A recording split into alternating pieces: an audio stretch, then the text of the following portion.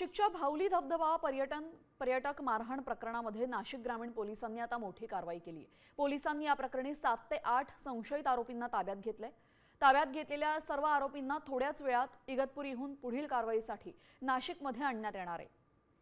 भावली धबधब्यावर आपण धरणावर पाहतोय, पर्यटकांवर हल्ला झाला। 7 ते 8 जणांना इथं आता ताब्यात घेण्यात आलं असून संशयित आरोपींना इगतपुरीहून नाशिकला आणणार आहे।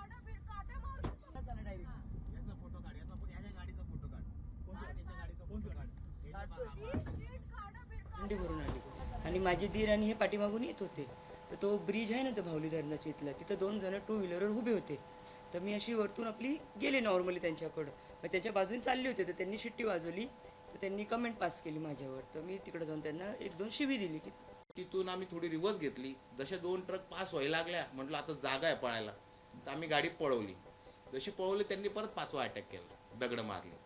पण तिथून मग आम्ही जे पळवली, म्हटलं आम्हाला काही म्हणजे वाडीवारा पोलिस पण येत होते। ते म्हटलं आम्ही फाट्याला येऊन थांबतो, पण म्हटलं हे येण्यात पहिले हेच आमच्या पहिले येत होते आमच्या पुढे। म्हटलं हे येतील, पोलिसांनी आले तर आपल्या जीवाशी कमी जास्त होईल। मग आम्ही डायरेक्ट अंबड पोलीस स्टेशन गाठलं।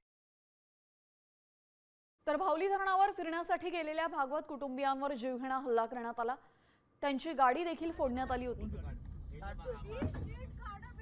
या संदर्भात आढावा घेतला आमचे प्रतिनिधी अभिजित सोनवणे यांनी। पाहूयात।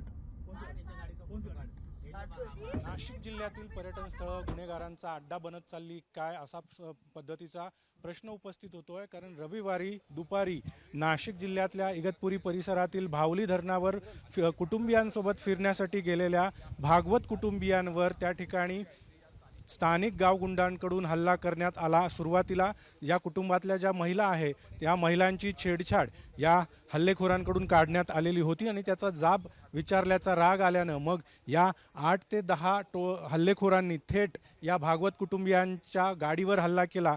अखेर कशीबशी या भागवत कुटुंबियांनी आपली सुटका करत पोलीस ठाणं गाठलं आणि त्या ठिकाणी आपली आपबीती पोलिसांना सांगितल्यानंतर आता या सगळ्या संदर्भामध्ये गुन्हा दाखल करण्यात आलेला आहे। नाशिक जिल्ह्यातील पर्यटन स्थळं पर्यटकांसाठी खरोखरच सुरक्षित आहेत का, महिला पर्यटकांसाठी खरोखरच सुरक्षित आहेत का, असा प्रश्न या सगळ्या घटनेच्या निमित्ताने उपस्थित होतोय। आणि आता पोलिसांकडून या सगळ्या गुन्हेगारांवर कशा पद्धतीने कारवाई केली जाते हे देखील पाहणं महत्त्वाचं असणार आहे। कॅमेरामन प्रवीण काळबांडेसह अभिजित सोनवणे, साम टीव्ही, नाशिक।